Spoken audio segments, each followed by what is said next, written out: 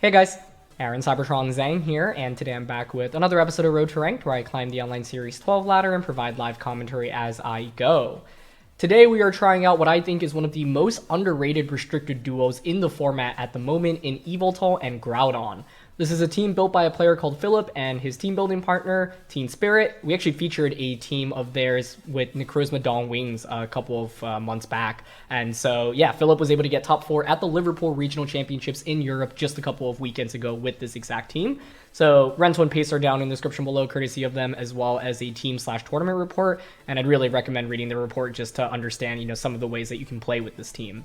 As always, I'll do a quick breakdown, but if you want to just skip to the battles, check out the timestamps linked in the description below. And thanks so much as always for watching. If you enjoy, please show your support by leaving a like in the video, and I'd really appreciate it. So one of the main reasons I'm really drawn to this team is because I think it's just incredibly consistent and offers a lot of flexibility. First of all, let's talk about Yveltal and Groudon as a core for a little bit. This is not a very common restricted duo, and I still haven't seen it around that much, but it's had some very notable in-person finishes, both this team getting top 4 at Liverpool Regionals, as well as Joe UX9 getting top 4 at the European International Championships.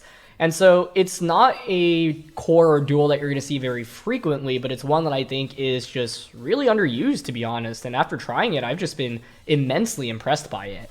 And so some of the reasons you might not see it as much is because Yveltal and Groudon are just, a little bit slower paced, a little bit bulky. It's funny I say slower paced because their base speeds are actually still pretty solid, but it's not like Zacian, Calyrex Shadow Rider, or Scarf Kyogre, where they just move before you and overwhelm you with offense, but maybe don't have like a ton of bulk.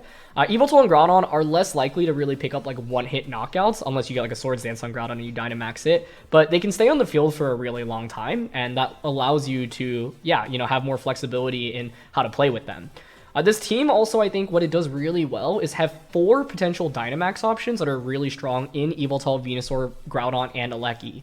Now, what makes it really strong is that none of those Pokemon need to rely on Dynamax to succeed in battle, right? And when I say that, I think there's certain Pokemon in the format that are just way stronger when Dynamaxed, and a lot weaker when not Dynamaxed, right? So like Dialga is a great example. Landorus-T to an extent if you're not the Choice Scarf variant. Also, just is kind of underwhelming because you just take so much damage. But like for this team, like Alecki gives you good speed control with Electro Web, even if you don't Dynamax it. Venusaur, with this set specifically, because it's Focus Sash and Sleep Powder and Protect, I think has a lot more value than some of the other Venusaur sets that rely a little bit more on maxing. This Venusaur, just for the Sleep Pressure alone and with Focus Sash, I think is incredibly valuable as well. And then you've got Swords Dance, Citrus Groudon, that's pretty classic, as well as AB Yveltal. And both are really good as max options, but also very good as non-max options. So I've had games where I actually brought all 4 of those Pokemon, and it is, let me tell you, when you're battling and you feel like you can max any of your 4 Pokemon at any given point, that it just feels like gives you so much more flexibility and strength. And then your opponents are really left guessing, like, oh my gosh, like who's going to Dynamax and when are they going to Dynamax? And so that's one of the things that this team does really well. It also has a lot of good speed control between Electro Web from Alecki, Max Airstream from Yveltal, Trick Room from Bronzong, and then Venusaur just outpacing things if the sun is set up for it. That makes it really valuable. When I first saw it, I was like, oh, this is probably a pretty slow-paced team with Yveltal, Bronzong, Incin, and Groudon. So that's like kind of the slower core. And then you have the faster core of like Groudon, Venu, Alecki, Yveltal, where you can actually just outpace a lot of Pokemon. The beautiful thing about Alecki and Venusaur is that, Venusaur can put things to sleep. So even if something outspeeds Groudon or Yveltal, well, maybe they don't actually get an attack off and then, they're just asleep. And then Alecki can drop their speeds as well. And one last thing that I think is really strong about this team is that you have so many lead combinations. Like, I think I've actually realistically led almost every combination of Pokemon on this team and found pretty decent success with it. So that can make team preview a little bit more difficult for you because you feel like you have so many options, but I think it's also a testament to the strength and the flexibility of the team. So the sets here are pretty standard. The main things to call out are like Frenzy Plant on Venusaur, that will give you a little bit more damage from Vine Lash, but keep in mind then that you get one big attack off if you're not Dynamaxed. Safety Goggles on Incin with Taunt, so that's really valuable. The Bronzong with Iron Defense Body Press, this is generally just a really strong set into a lot of the physical attackers at the moment. And then Alice, which creates more mind games for your opponents, and then Alecki with the Hyper Beam as well, so that can turn into Max Strike.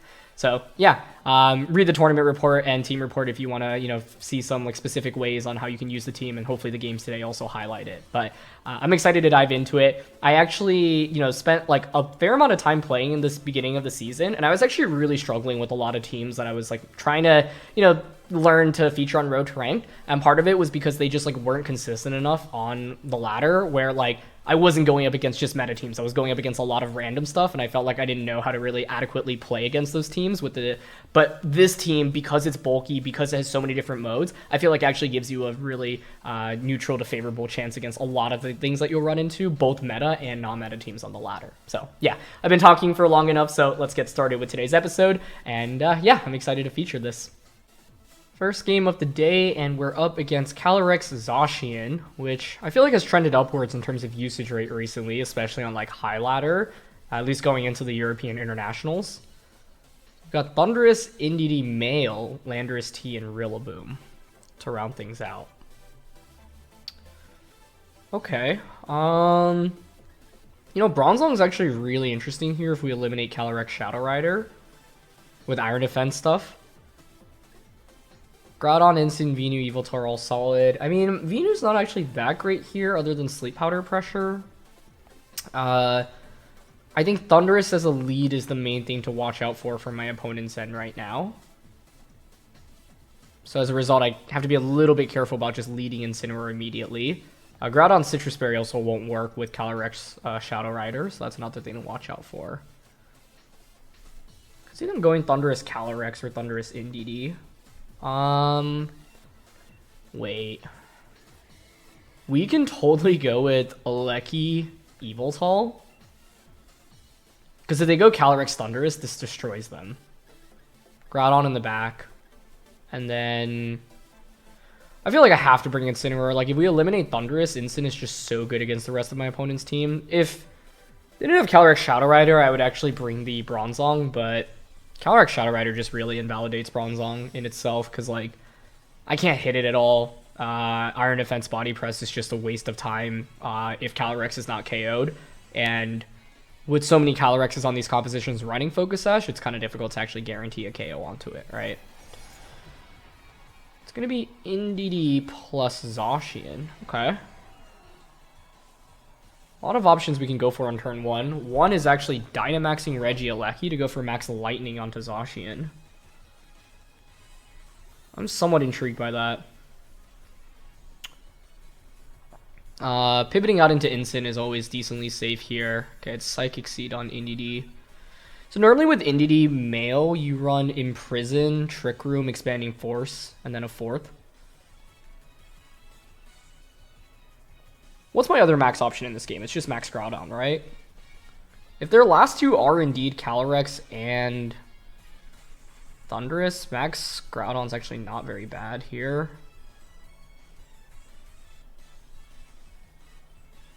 Just really feel like I should be switching it in Incin. I also have to consider them switching out into Thundurus, I suppose. I do think I want to Dynamax Aleki here. Yeah, I'm going to Dynamax, I'm going to Lightning into the Zacian slot, and then switch out into Incin. We're going to apply early pressure here. The reason is because my opponent doesn't have that many switch-ins into Regieleki in this game. Landorus is the primary one. So there's a decent shot that they have Landorus as their fourth, right? It's Indeedee, Zacian, Calyrex. But Incin is right now is in a pretty prime position. And next turn, I just get a really powerful Max Lightning off, right? And the idea here is it covers for Zacian targeting the Aleki slot with Behemoth Blade, because I switched in Incin for a quick Intimidate. So I think one of the main strengths of this team is that you have so many good Dynamax options. Aleki, Yveltal, Gastrodon, Venu are all very solid. And they're all really good outside of Dynamax as well, based off how the team is constructed. So I think that's really neat. Ooh, we almost one-shot the Zacian there. I wonder if a Fake Out will finish it off next turn. That would be really sweet. Because then I could just Fake Out Zacian, Max Lightning into the Aleki slot. Swords Dance on Zacian. Wow, okay. That's hyper aggressive. But they were probably expecting just an Yveltal switch, right? And Imprison. What are you even imprisoning here? Just to protect? Yeah, I mean, like, I just think here, if you have Landorus, you just switch the Indeedee out into Landorus.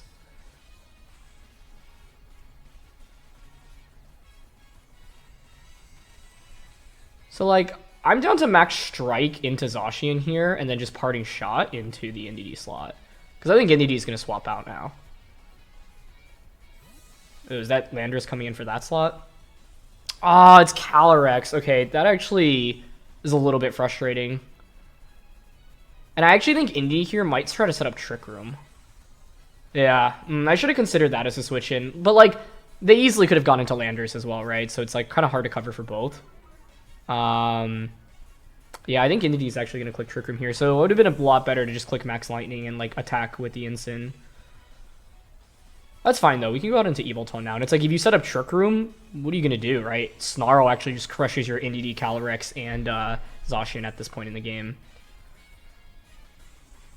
Yep, so they're going to set up Trick Room. But the thing is, that team is not really designed for Trick Room to be up. Okay, so I'm going to Snarl with Yveltal. I think Indeedee now switches out.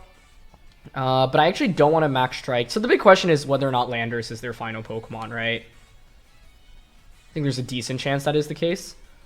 So I'm down to Lightning into the Calyrex slot and Snarl. Like, Indeedee does not offer my opponent anything right now. Whoa. Okay, I did not see this as a possibility. They're actually going to Dynamax the Calyrex? Wow. I mean, I'm fine with that, I think.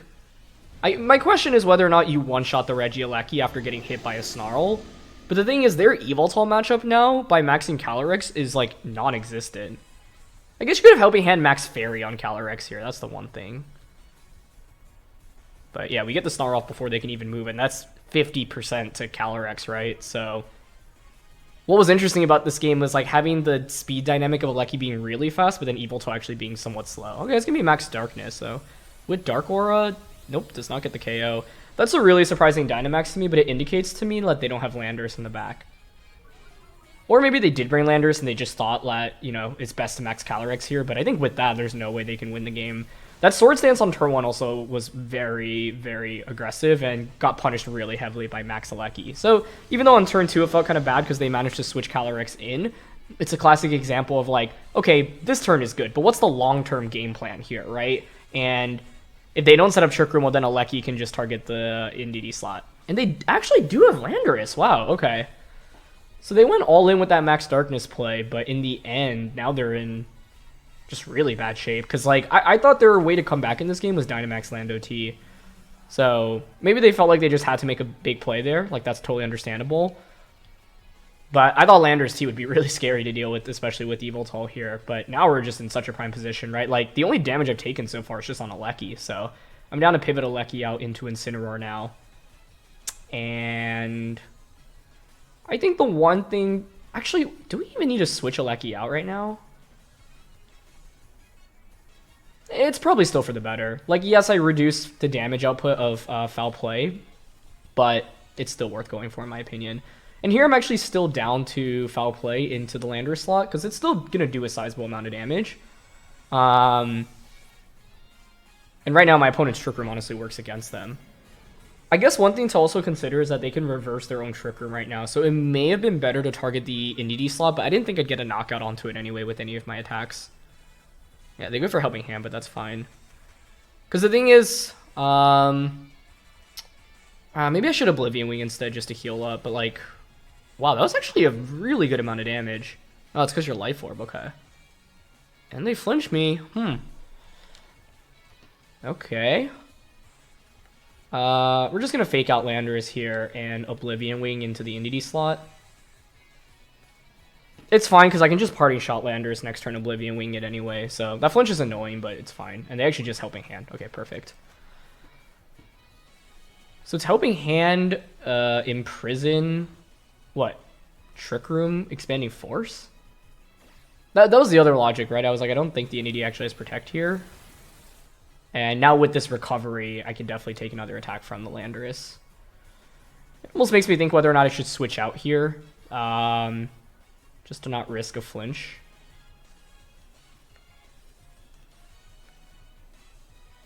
We still have a fully healthy Groudon on the back. Like, even if they flinch here, I think it's fine. I'm down to a Parting Shot Landorus. Parting Shot Landorus go out into Groudon, I think, is the best play here because it just avoids shenanigans from Rock Slide, Flinch, or crits. And Yveltal outspeeds both of my opponent's Pokemon, right? So We'll switch out here. We'll get the party shot onto Landorus. Even if your Swords Dance Landorus, then I just bring out Yveltal, and you know the downside of them running this Indeedee is that it can't go for Follow Me. So kind of just a slow, methodical game right now, but I'm totally okay with that because this game was essentially over as soon as they had no Dynamax to play with, right? Turn 1, and then the turn that we managed to snarl Calyrex just paid off so well for us. I'm fine. The only thing is, like, do I actually want to sacrifice a Lucky? Because it does give me a late game win con with Thunderbolts. And like, Rock Slide's coming our way, right? So I'm just trying to play around to flinch. I think it's fine to go out into a Lucky, though, because the thing is that we have Sucker Punch on Yveltal, so that actually locks the Zacian. The main thing I was thinking about here is, okay, well, you know, the problem is that Zacian actually can outspeed everything in this endgame. Groudon actually dodges the Rock Slide, KOs the Lucky. Great. Free switch in now. Cool. Take more Life Orb damage. Trick Room expires. Now let's go out into Yveltal. With Yveltal out now, Landorus is at -2 attacks. So your damage output is very, very underwhelming. Indeedee still just doesn't really contribute that much to the battle at the moment. So I am down to just Foul Play into the Landorus slot and just Rock Slide here. I guess Precipice Blades might be a little bit better, but the reality is right now I don't really care about knocking out Indeedee. The Zacian is such low HP anyway. So, yep, we'll just get Foul Play off. Because of the Intimidate, it's not that much damage. This Landorus is really slow. What? It's slower than Groudon. Okay, I'm surprised by that. An Indeedee Expanding Force. So Imprison Expanding Force, I'm sure it was Trick Room. Like, that's the main reason you run Indeedee Mail. And then Helping Hand. So I think they've tried to hard shut down the Bronzong, going for Trick Room stuff, but I just didn't feel confident with Bronzong in this matchup given Indeedee Mail with Imprison. Anytime you see Indeedee Mail, you should always assume Imprison and Trick Room, right? So, yeah. Now we can just Sucker Punch the Zacian slot. And Rock Slide just because it's slightly higher accuracy than Precipice Blades here. Okay, thank you for Helping Hand, but I don't think Zacian's surviving a Sucker Punch from this range. Cool. It's a great lesson on, like, when can you feel safe about setting up, right? Because in this game, my opponent basically made a very aggressive turn 1.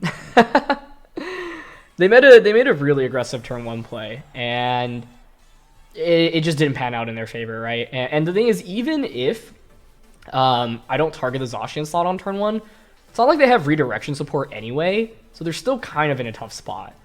So the questions I have in this game are, like, did I bring the best 4 Pokemon? Would Bronzor or Venusaur have contributed very much, and then did I have the best lead? I don't think Bronzor or Venu offered too much given what my opponent brought. I think we just did have the best 4. Because it's like Incin is so good into the core of Indeedee, Zacian, Landorus, right? And they didn't even bring Thundurus. Like, that was the main thing I was worried about. So as a result, like, they had very few Incin answers to begin with. And then I think the Calyrex Shadow Rider Dynamax ended up really punishing them, but they might have just felt forced to do so because they're like, okay, I don't have any damage output otherwise, and I would just like lose way too many resources, so I can kind of get that. But I think they actually had a really solid shot of winning if they just conserved the Lando-T Dynamax, especially because Lando was so slow here that it would have actually outsped our entire team under Trick Room. So, especially with the Life Orb, I think that they would have given themselves a much better chance at winning if they conserved the Dynamax Landorus. So, yeah. Either way, though, you can see kind of the strength of this team where we have so many max options, and even though my opponent set up Trick Room, our Yveltal was still able to like take advantage of the Trick Room, right? And it's like this team has a very good balance between bulk and speed as well. So, let's keep things going. Next match here, I'm laughing because this was like one of the teams that I was practicing with to get some experience with. It's very similar to the physical Kingdra team that we featured previously. It was actually created by the same player as well, but they replaced Kingdra for Inteleon, which is really interesting into Rinya's Sun specifically. So I just tried out a lot of games like trying to make Inteleon work when I wasn't going up against the Sun matchup, and it was just really rough. I did not have a solid time with it. And so it's interesting to go up against it now. So it's Focus Energy Scope Lens Inteleon, for those wondering. Ally Switch, Poltergeist, Shedinja, Wider, Lando-T with Swords Dance, Psychic Seed, Indeedee, Scarf Ogre. Venu is a max option. Somewhat interesting here. Especially because we do have Focus Sash. Lando Indeedee is, like, I think one of the toughest leads to go up against from the opposing side. We could just try to Trick Room with Bronzong, honestly. I don't know if I actually want to bring Incin into this matchup is the thing. Like, I'm actually intrigued by Venu Bronzong, Yveltal Groudon. I think there are a lot of ways to play this matchup. But if I'm my opponent, I'm not bringing Inteleon because you're staring down a Lecky and Venusaur. I think Lando plus Indeedee is a really strong lead, so I'm trying to cover for that. Because with the Venu Bronzong lead, like, I can just Iron Defense up with Bronzong and Trick Room with it as well, right? And I have Sleep Powder Pressure from the Venusaur as well. So we'll see. Wow, they did go with Inteleon. Okay. You know, honestly, I'm down to lose here because I was going to feature this team at some point. And so it'll be a classic. I got wrecked by this team, so I had to try it out. Okay. It's Expanding Force, Helping Hand, Follow Me, Protect, Psychic Seed on the Indeedee. I mean, Inteleon truthfully is not in a great spot here. I wonder if you could like max Airstream and just Expanding Force onto Venu, which would be interesting. I'm honestly down to just go out into Yveltal and Trick Room. The alternative is just Vine Lash and Trick Room, and I'm not completely opposed to that either. I mean, if Kyogre or Zacian really are in the back, I actually think it's fine to just Vine Lash. I will target the Inteleon slot just to... because it doesn't have Protect here. Unless Venu feints to an Airstream plus Expanding Force, but they just switch Inteleon out into Zacian. That's fine by me. Because it's like, now I, first of all, get Vine Lash off, so that's a lot of good residual damage across the board already. And now it's just a position for Bronzong to just Iron Defense up, right? And I can Max Quake as well. And my opponent currently has 2 Pokemon out on the field, neither of which really ever want to Dynamax. I will probably take an Expanding Force onto Venu on turn 1, but I think that's an okay trade. Because the other thing is, the opposing team is relatively weak when Trick Room goes up, because, like, Kyogre is Scarfed. What? Okay. Now that is not something I considered. I think we're still fine, but... Holy cow. That's a max Indeedee. These turn 1s, like, this rank season, have been absolutely bonkers. I would have never predicted that in a million years. Okay. So it's like, you know, it plays solely to deal with Venusaur on turn 1, which honestly makes a ton of sense. That is so cool. I can't even be upset about that. I think that's really smart, because honestly, like, they were in a really tough position. And if Indeedee just Expanding Forces there, you don't really get that much value out of the turn. I'm honestly down to just Max Guard here and Body Press into Zacian. Because the thing is, Indeedee only has Expanding Force here, so I don't really care about it. Like, you can only really target Venu. Zacian switches out, okay. Into Inteleon. I think that's really smart, because you want to conserve your main max option right now. I could go for an ally switch with Bronze on the next turn and get like a Max Quake off, but yeah, Body Press is not actually a 2-hit KO onto Venu. Or sorry, onto Inteleon.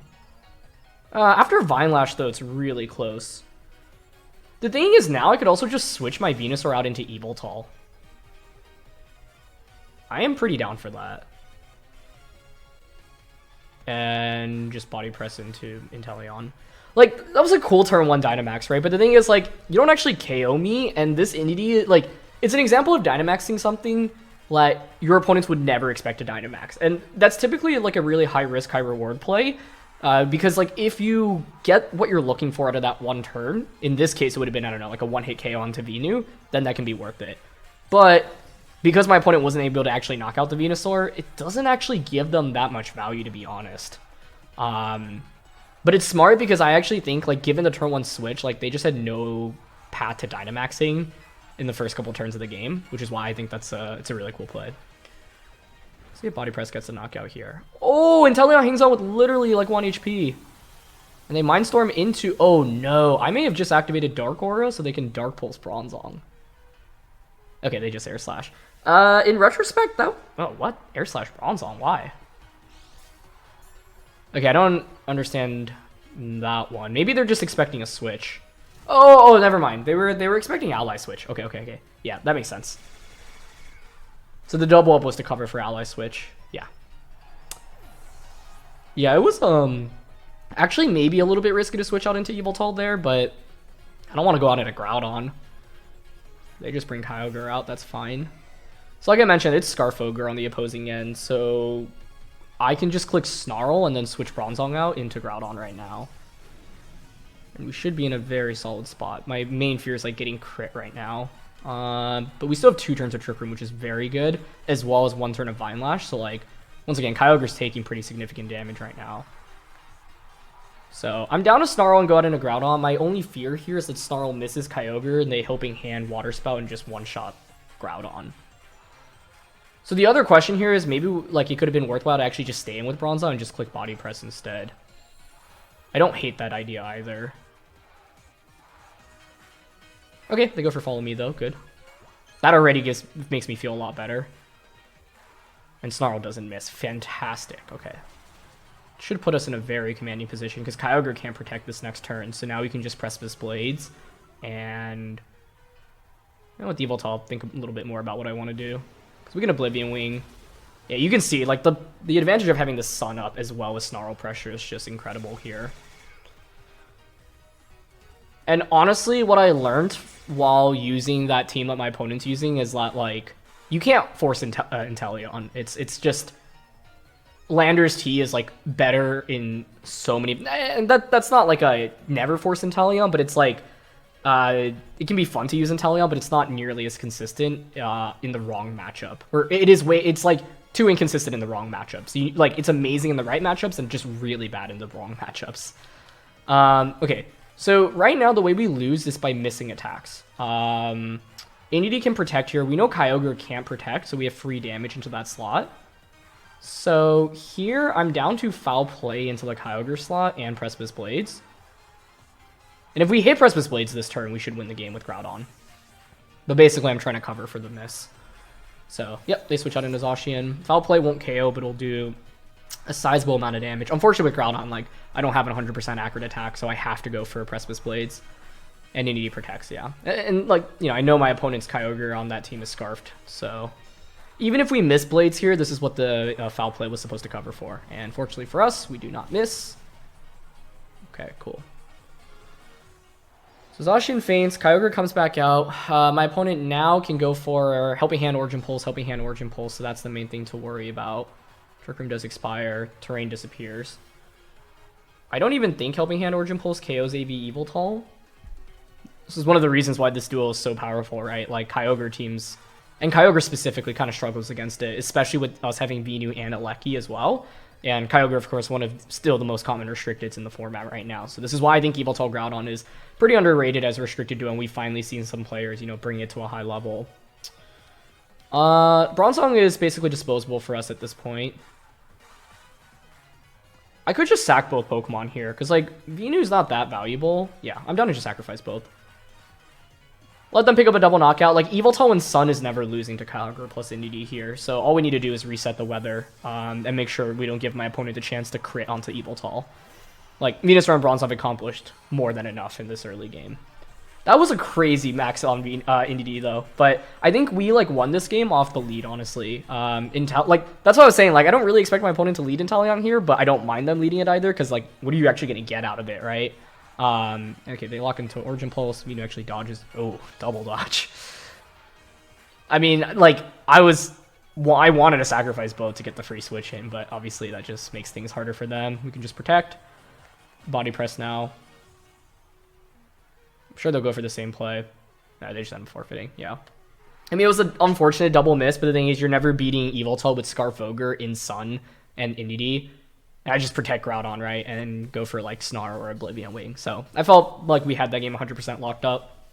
I guess theoretically, with Yveltal I can miss Snarl, but Oblivion Wing will just consistently heal us up, and even if Groudon like were to get crit by Water Spout, Origin Pulse there, I think we'd still be fine as well, because you're never beating the Yveltal with Indeedee plus Kyogre in that situation. And in the end, like, my opponent's only answer into the Yveltal really was either a Water Spout in rain at full powered or Zacian play rough. So the fact that we didn't let Zacian get an attack off was really nice. That team is just like relatively weak in Trick Room, and so being able to get Trick Room up successfully early on obviously helped us. And then, yeah, they didn't really have a Dynamax, although I actually think the Indeedee Max was really cool. In the end, though, it just doesn't provide that much value for not knocking out Venusaur. So, yeah. really continues the surprising turn 1 zone. I feel like we've had so many of those in just the last week, but let's look for another. Whoa, Aerodactyl. This is actually a Pokemon I know some people have been talking about because of fast speed, unique ability, Tailwind. Huh. But I actually haven't fought against it at all. So Yveltal should theoretically be incredible here. It's very good into Calyrex, Rillaboom, Gastro, and Incin. It's mainly weak to Max Rockfall or Max Lightning from Solgaleo, as well as just general attacks from Aerodactyl. Aerodactyl gets Wide Guard as well, so I have to be careful about that. Huh. There's only one Focus Sash here, so I don't know if it's on Aerodactyl or Calyrex, because it could be Scarf, Calyrex, Bulldoze into Solgaleo. Are we max speed here? Or not?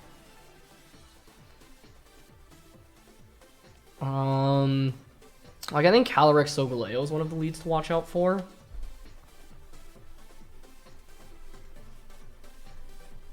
Yeah, that lead's pretty scary.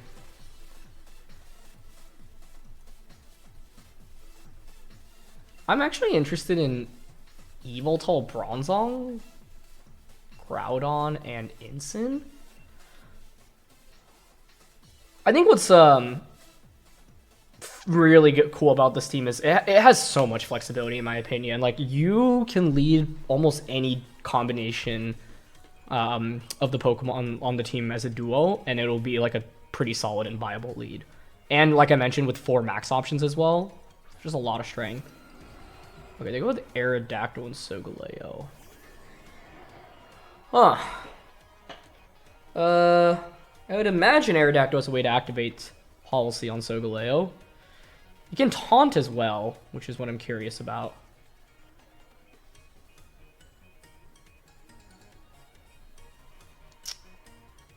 I don't want to foul play Solgaleo if it is... Like, I don't want to activate a Policy for my opponent. I'm down to switch into Incineroar. Yes, I don't get an Intimidate off on a Solg because of its ability, but like, I think the odds of my opponent going for Quake onto that slot are relatively slim. They could go for a Max Rockfall. The only other awkward thing about this matchup, I am still going to click Trick Room because it forces Aerodactyl to taunt me.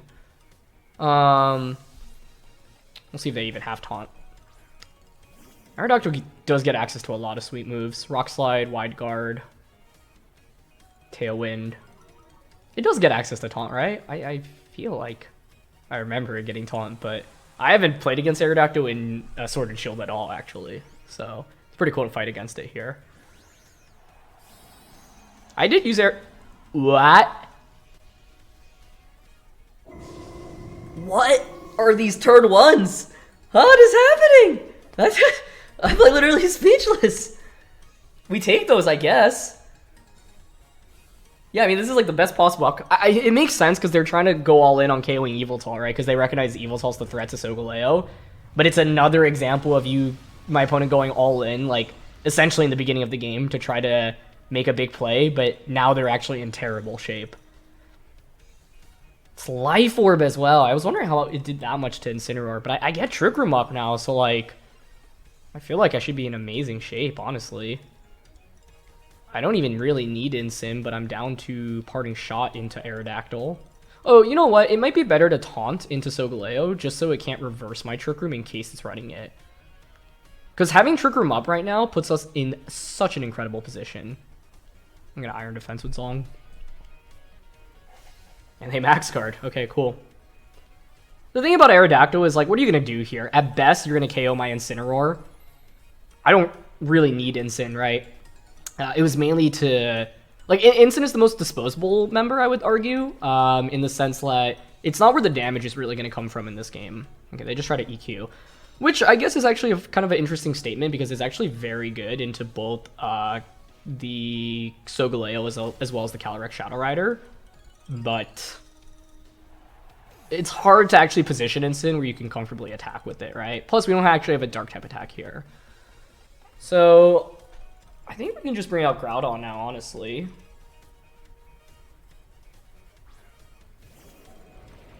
And just Swords Dance with Groudon, I think. I guess the main fear is like getting crit by Aerodactyl, because I could just Dynamax Groudon and Rockfall plus Body Press into Aerodactyl.